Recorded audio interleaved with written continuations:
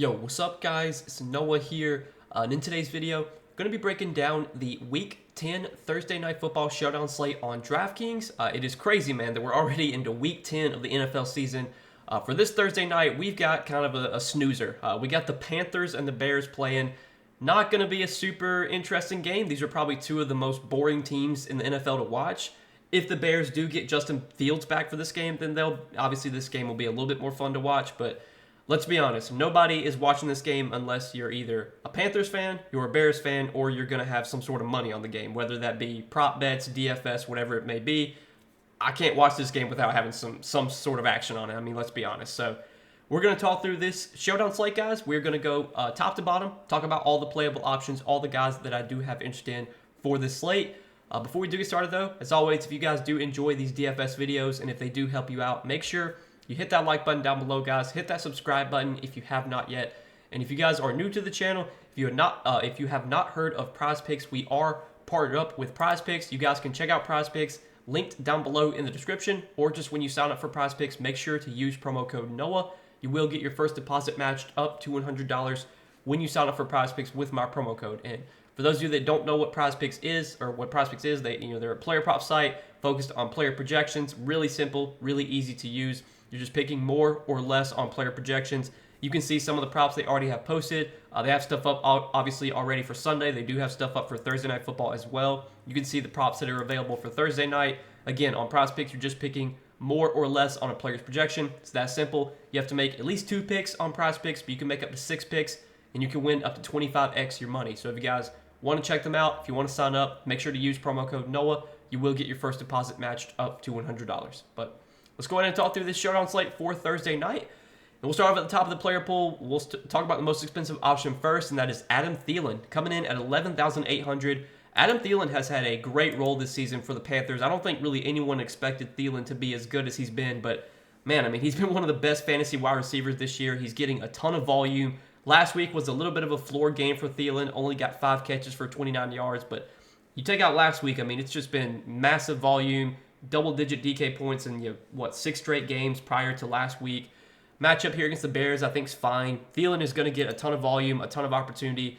I still think he does have somewhat of a low floor just because he is playing in such a bad offense. But when the Panthers get behind, when they have to throw a lot, that usually leads to a lot of targets for Adam Thielen. And pretty much every game this season, the Panthers have been playing from behind. I think this could be another game where they're playing from behind. So Thielen is definitely in play on this slate. I still would probably rank him behind the quarterbacks, and we'll talk about some other options too. We definitely got to talk about Justin Fields. So I'm recording this video on Tuesday. We don't have any update yet on Justin Fields' status, whether he's going to be available for Thursday or not. He was limited in their estimated practice report on Tuesday. So the fact that he was limited and not a DNP makes me feel pretty confident that we're going to see Fields back for Thursday night. I'm not super confident on that, but I'm assuming Fields is going to be back. And if Justin Fields does play Thursday night, I mean, he's probably going to be the best, spend up on this slate. Fields, from a fantasy perspective, we know is a high upside fantasy quarterback just because he can do so much with his legs. Not only can he get you passing yards, but he can get you a ton of rushing yards. Obviously, this Bears offense is not very good, but this is a matchup against a bad Panthers team that Fields should be able to have a lot of success in. So if Justin Fields is playing Thursday night, we'll have to see if that happens. I think at $11,400, he's probably my favorite guy to spend up on. Definitely someone I would want to be playing in cash games, and for tournaments, I think it's fine to play Fields both in the flex spot and captain spot. I typically don't play quarterbacks in the captain spot, but I definitely will make exceptions for guys like Justin Fields who can do so much with their legs and can get there, can put up huge games without their receivers really having huge games. So if Justin Fields plays, I like him a ton. DJ Moore, you have at $10,600. Definitely like DJ Moore here. A little bit of a revenge game for him going up against his former team. I definitely would like Moore a lot more if Fields comes back for this game. I definitely think Moore benefits way more with Fields at quarterback versus with Tyson Bagent. But even if Fields doesn't play, I still think Moore is in play here. Moore has had a alpha wide receiver 1 type role this season, just playing a ton of snaps, getting a really good volume. This Bears team, they're definitely a run first offense, but even when they do throw, even if they only throw the ball 20, 25 times, I mean, you could still see double-digit targets for DJ Moore. He's had a really high target share this season. Plus, you would think he probably wants to play well here against his former team if you buy into those narratives. So I definitely like DJ Moore on this slate at $10,600. Then you have Bryce Young at 9,800. Bryce Young has definitely been underwhelming this season, and from a fantasy perspective, he only has one game over 20 DraftKings points. Bryce Young is going to throw the ball a ton just because this Panthers team, they're going to be playing from behind. And you look in the games where they've been playing from behind, against Miami, 38 pass attempts. Against Indianapolis, 39 pass attempts. Against the Lions, 41 pass attempts. This is a game where they probably will be playing from behind on the road. I think they're definitely dogs in this game. So Bryce Young at 9,800, I do have interest in. I really haven't played Bryce Young at all in DFS this year. I haven't played him on a single main slate. I haven't played him. I don't think this might be the first Showdown slate the Panthers have been on that I can remember, like primetime game. But yeah, Bryce Young, not a great fantasy quarterback, but he's just going to throw the ball a ton because the Panthers are bad and they're going to play from behind. And he can find his way to, 15, 16 DraftKings points. On this slate, a lot of these plays, a lot of these guys have pretty low floors. I think Young, probably has kind of a low floor as well, but for a quarterback's sake, I still think he is in play at 9,800. And then we will talk about Tyson Bagent just on the off chance that he does wind up starting again. Bagent has not been terrible as a fantasy quarterback. He does provide some rushing upside. He did have 70 rushing yards last week against the Saints. At 9,200, I would definitely like Bagent on this slate if he does wind up starting. We'll just kind of have to keep an eye on that. But 9,200 is pretty cheap for a quarterback that does have rushing upside. I know Bagent is not the best quarterback overall. I know this Bears offense, again, is not very good, but he's cheap, and he's a quarterback on a Showdown slate, and we're definitely going to want to have some interest in him, assuming he starts. But again, I think it's going to be Justin Fields that winds up starting Thursday night. We'll just kind of have to keep an eye on that. But then looking at some other options on this slate, so for the Bears, with their running back situation, this is one we're also going to have to monitor. So Khalil Herbert has been on IR, but he was a full participant in practice on Tuesday in their estimated practice. So there's a chance Khalil Herbert could be activated off IR and could return for this game on Thursday night. And if Khalil Herbert returns, that's just going to really muddy up this running back situation for the Bears. Deontay Foreman has been the kind of lead back for the Bears lately. Got 20 carries last week against the Saints. Didn't get any pass game usage though. I would think they're probably going to have like 3-4 running backs active here if Herbert returns. And at 8,600, I don't really have any interest in Foreman at this price tag if Herbert is playing. If Herbert remains out, then I think we could look to Deontay Foreman because he does have kind of a big role. He's not going to get a ton of usage in the passing game, so his floor is kind of low. But in this matchup against a Panthers team that has been terrible against the run this season, I don't think anyone would be surprised if this, if Deontay Foreman gets 20 carries for 100 yards and 2 touchdowns or something. But I'm really only considering Foreman if Herbert remains out. You have some of the other running backs too. Like I think, let's see, like Roscoe Johnson's 3,600. We'll talk a little bit more about him when we get there. But yeah, it's kind of a tough situation to break down for the Bears running backs until we know if Khalil Herbert's going to play or not. But talking about the Carolina running back, so Chuba Hubbard has kind of taken over as the number one running back for the Panthers. Last 3 weeks, he's been getting pretty good volume, 20 touches against Miami, 17 touches against Houston. Last week against the Colts, got 20 touches. In the last 2 games, Miles Sanders has been active, and Hubbard has still been clearly out-snapping Miles Sanders. The last 2 weeks, 45 and 46 snaps for Chuba Hubbard, whereas Miles Sanders has played just 12 and 18 snaps. Now, Miles Sanders is coming back from injury, so maybe that's why they're taking it easy on Miles Sanders, but I think at this point we kind of have to assume that Chuba Hubbard is the number one running back for the Panthers. Now, he is 8K, so it's not like we're getting him at much of a discount here, and I do expect him to still split snaps with Miles Sanders. If I was going to play one of the Panthers running backs, Hubbard is 8K and Sanders is 5,200. I think I would side with Hubbard, but you look at Sanders' last 2 weeks, with him playing limited snaps, he did get 9 touches last week and he did get 5 targets. So maybe in a game script where they get behind, maybe that's a type of game script where Sanders would benefit more because it seems like they prefer using Sanders more in the passing game. He's kind of been more involved in the passing game. I don't love either one of the Panthers running backs here. If I had to play one, maybe I would side with Sanders, especially because he is coming in at a discount. But yeah, I just don't like either one of the Panthers running backs a ton in this spot. Then you have Darnell Mooney at 7,400. I think Darnell Mooney, for me, I would probably only consider Mooney on this slate if Fields is under quarterback. If Bagent is under quarterback, if Bagent's the quarterback again, then I just don't have a ton of interest in Mooney. I just don't think they want Bagent throwing the ball a ton. I think they're going to play really conservative with Bagent under quarterback, and that obviously really hurts Mooney's upside. Plus, Mooney is a receiver that, a lot of his value comes from deep targets and deep shots, whereas I don't think they want Bagent throwing a bunch of deep shots compared to Justin Fields. So For me, it's 7,400. I'm only really considering Mooney at this price tag if Fields is playing. And even if Fields does play, I think Mooney is a little bit overpriced. He's more of just like a GPP dart throw. Now, Cole Kmet last week did have a big game, 6 receptions on 6 receptions for 55 yards and 2 touchdowns. He has had some really big games the last 2 weeks with Bagent under center. 10 targets, 8 targets. He's been seeing really good volume. He's clearly been operating as the number 1 tight end for the Bears. I mean, they do have Robert Tonyan, but Tanyan's not been playing a ton of snaps. It's been Cole Kmet getting a large majority of the snaps at tight end for the Bears. So I definitely like Cole Kmet on this slate at 6,600. He has shown some more upside this season, even without scoring a touchdown in that game against the Chargers. He did put up almost 18 Draftkings points. Now, 10 receptions, I think, is kind of like a ceiling outcome for Cole Kmet, but if they're going to continue to use him like this, 8, 9, 10 targets, I mean, if he can get you 5, 6 receptions for like 50, 60 yards, he can put up a decent game without getting into the end zone. If he does find the end zone, well, that's even better, obviously. So I don't mind going to Cole Kmet here at 6,600.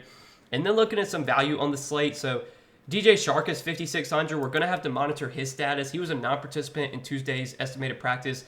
I think this is kind of a big injury because if you look at the Panthers wide receiver core, DJ Shark, he's priced like he's their wide receiver 2, but it's actually been Jonathan Mingo who's been operating as the wide receiver 2 lately, and Jonathan Mingo is really cheap on this slate, 2,800.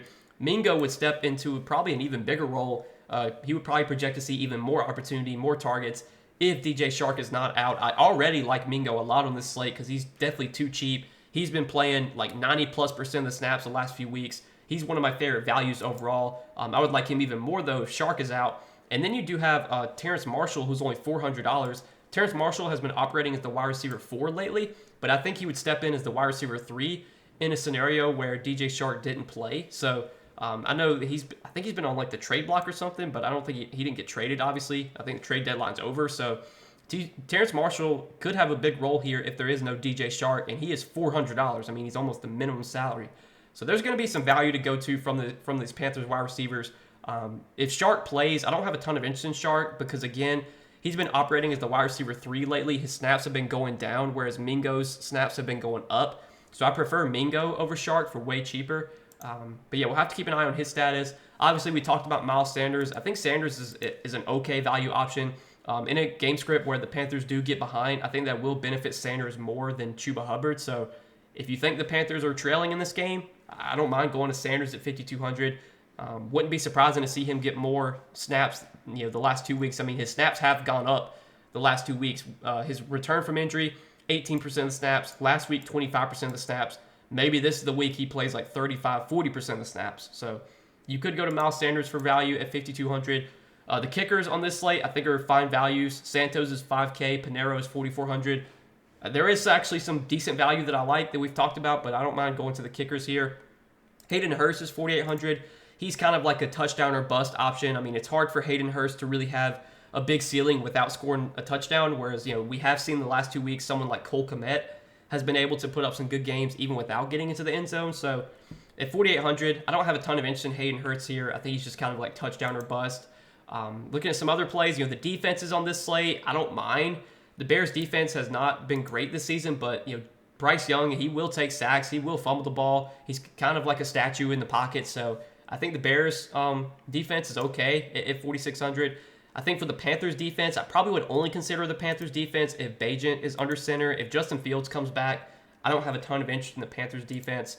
And then Khalil Herbert, it's kind of interesting. So 4,200 for Khalil Herbert. Again, he was a full participant in practice on Tuesday.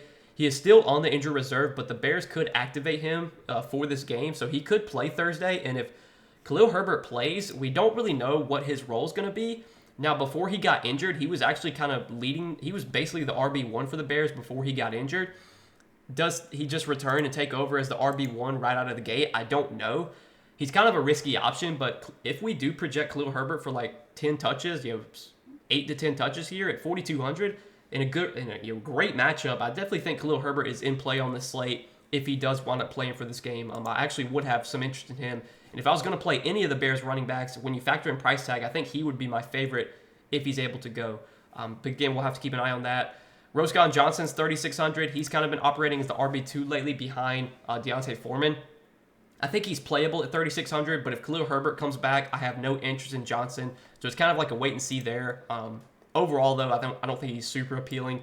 Jonathan Mingo, though, I do like a lot. I think Jonathan Mingo is probably the best value on this slate. He's been getting good volume lately. He is super cheap, and his snaps have been really good as well. Last 3 weeks for Jonathan Mingo, he's played 93%, 99%, and 96% of the snaps. So he's basically been operating at the wide receiver 2. It is very rare that you get a wide receiver 2 priced at $2,800 on a showdown slate. So even though Mingo's not going to project for like a ton of DraftKings points, it's not like we need him to go out there and put up a ton of DraftKings points. If you get 9-10 points from Mingo at his salary, that's going to be pretty good. So I definitely think at 2,800, Mingo looks really good here. Tommy Tremble, he's been operating as a tight end too behind Hayden Hurst. Not playing a ton of snaps, but is a threat to score a touchdown. He did score a touchdown 2 weeks ago. He has scored a touchdown in 2 out of his last 4 games. He's pretty much touchdown or bust. At 2,400, he's a dart throw, I think, if you do want to take some shots on him. But the rest of these guys, like Darrington Evans, Blackshear, Robert Tonyan, I don't have a ton of interest in these guys, I don't think. Evans has kind of carved out somewhat of a role, but last week his touches went way down. And you would think if Khalil Herbert comes back, there's probably no touches available for Darrington Evans. And then I did, again, want to mention Terrace Marshall. Terrace Marshall been operating as the wide receiver 4 for the Panthers. Last week, Marshall played 42% of the snaps. But it's worth noting, again, DJ Shark did not practice on Tuesday. Maybe DJ Shark misses this game. If DJ Shark does not play, you should see Terrace Marshall step in as the wide receiver 3. And getting a wide receiver 3 at $400 is going to be really good value. So I would like Terrace Marshall a lot if DJ Shark's out. Even if DJ Shark plays, I think Terrace Marshall is still a dart throw you can consider. But that's probably it for this slate. Like, I don't think there's anything else I love. Steven Sullivan last week did play 15 snaps. I think he did have a decent game. Yeah, he did have 4 catches for 28 yards on 5 targets. He was another DNP on Tuesday, not expected to practice Tuesday. So we'll have to see if he plays. But, I guess he's a dart throw if you do want to consider him on this slate. He did get some opportunity last week, did play 15 snaps. But that's probably it. I mean, I don't think there's a ton of, $200 guys that are in play here. Yeah, it's kind of a weird slate, man. It's not the most exciting game, Panthers and Bears. But I did want to still break down this showdown slate for you guys. I think for a large majority of people watching this game Thursday night, again, you're probably only watching this game if you are a fan of these teams or if you have action on the game. And I'm not going to be watching this game without having action on it. So I'm probably going to be playing the showdown slate. Probably going to have some lineups in this Millie Maker. I'll definitely have some prospects plays as well. I'll try and find some prospects plays I like for this game. I don't know if I'll make a video for prospects for this game, but I'll probably share some plays on Patreon. So if you guys want more prospects plays from me, obviously I give those out on Patreon. If you don't have an account on prospects yet, you can sign up, link down below in the description, or just when you sign up, make sure to use that promo code NOAH. You will get your first deposit matched up to $100 when you sign up for prospects with my promo code. But that's all that I got for tonight, guys, for this Thursday Night Football game for Week 10. Hopefully you guys enjoyed this video. Hopefully we get a good game on Thursday night. Appreciate you guys watching as always, and I will see you in the next one, guys. Best of luck tonight. Peace.